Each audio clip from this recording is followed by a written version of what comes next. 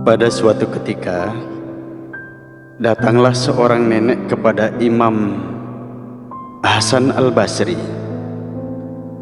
Dengan muka yang sangat sedih, nenek ini bercerita bahwa dia mempunyai seorang anak gadis yang sudah meninggal. Anak itu adalah satu-satunya peninggalan almarhum suaminya. Begitu cinta nenek terhadap anak ini, dan begitu cantik anak ini, sehingga kesedihan akibat kematiannya belum terhapus sama sekali. Wahai Tuan Guru, begitu kata si nenek kepada Imam Hasan Al-Basri, beberapa hari ini saya merasa rindu kepada mendiang anak saya. Saya ingin bertemu muka, bercakap-cakap, dan mencium pipinya, meskipun hanya dalam mimpi saja. Berikanlah saya amalan-amalan agar dalam tidur bisa kesampaian maksud saya ini. Guru besar waliullah itu terharu dan terdiam beberapa lama. Kemudian dengan sungguh-sungguh beliau menjawab, "Ibu cinta kepada Rasulullah?" Nenek itu mengangguk. Tidak ada cinta yang lebih besar selain kepada Rasulullah sallallahu alaihi wasallam. Kalau begitu, bacalah sholawat kepadanya semampu ibu. Resapkanlah agar sholawat itu merupakan tumpahan dari cinta ibu kepada Nabi Muhammad sallallahu alaihi wasallam. Sepulang dari rumah Imam Hasan Al-Basri, nasihat itu dijalankannya benar-benar. Tidak henti-hentinya dia menegur sambil membaca sholawat. Malamnya, ketika telah tertidur dengan nyenyak, nenek itu berhasil memperoleh apa yang diinginkannya. Ia mimpi dapat bertemu dengan anaknya. Namun, alangkah bertambah sedih hatinya menyaksikan nasib anaknya yang dilihatnya dalam mimpi itu. Gadis yang cantik, yang sewaktu hidupnya diberi mahkota berlian di kepalanya, ternyata sekarang yang bertengger di kepala itu adalah bara api yang menyala-nyala. Leher jenjang yang dulu tempat berkalung rantai emas yang indah, sekarang ularlah yang melilit sambil menggigit dan mematuk muka dan lehernya.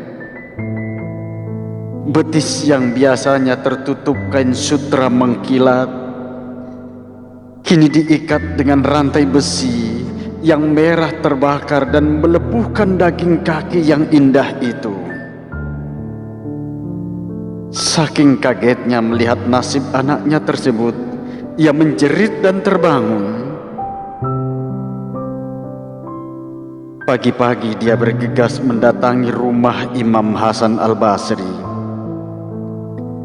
Diceritakannya pemandangan mengerikan yang telah dilihatnya di dalam mimpi itu. Bagaimana anaknya berada dalam kesusahan yang sangat besar itu. Mendengar cerita si nenek, Imam Hasan Al-Basri terkejut. Alangkah beratnya siksaan yang diterima gadis yang cantik itu.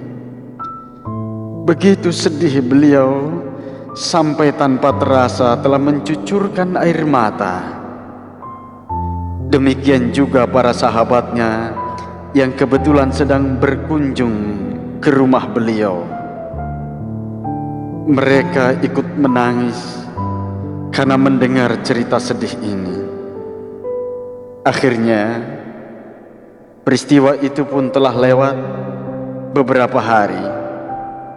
Kesedihan memang masih terasa, namun kejadian-kejadian lain telah mengikisnya sedikit demi sedikit, sehingga Imam Hasan Al-Basri mulai agak lupa dengan peristiwa itu. Satu saat, ketika beliau sedang beristirahat dengan lelapnya di atas pembaringan, tiba-tiba datanglah seorang gadis yang sangat cantik sambil tersenyum dengan manisnya. Rambutnya yang hitam gemerlapan disanggul rapi berhiaskan mahkota berlian yang kerlap-kerlipnya bagaikan ribuan bintang di langit. Kalungnya terdiri dari untayan mutiara putih yang sangat indah. Pakaiannya sutra halus dan berbau wangi. Imam Hasan Al-Basri terpesona, namun ia tidak tahu siapa gadis cantik itu. "Wahai Tuan Guru, apakah Tuan tidak mengenal saya?" bertanya gadis tersebut seraya mendekati Imam Hasan Al-Basri. Wali itu menggelengkan kepala. "Tidak, saya tidak mengenalmu."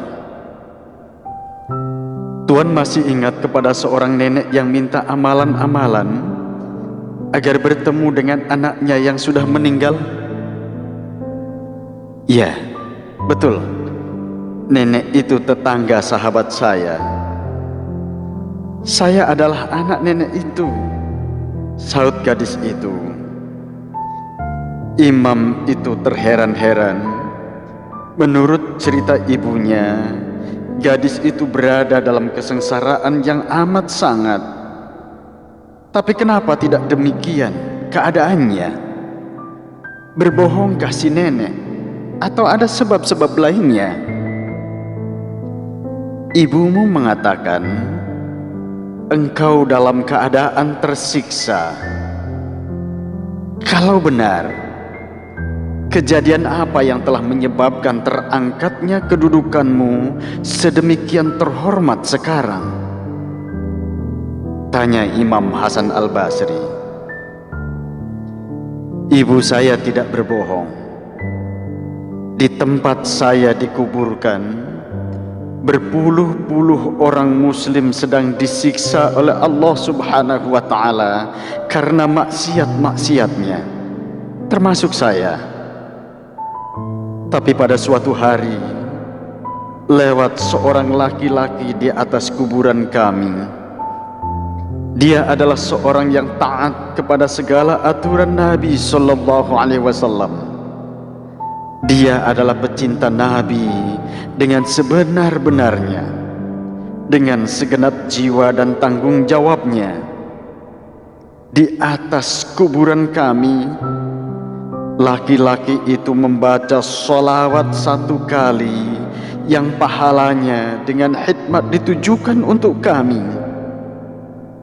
Maka serentak dengan itu, siksaan yang sedang melanda kami dicabut seluruhnya oleh Allah Subhanahu wa ta'ala.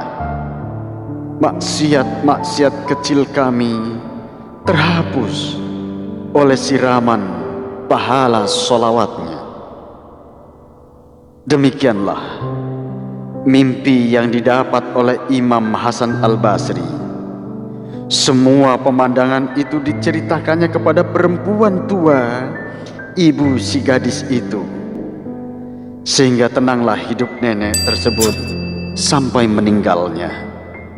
Hilang bayangan-bayangan ngeri tentang anak yang sangat dicintainya itu.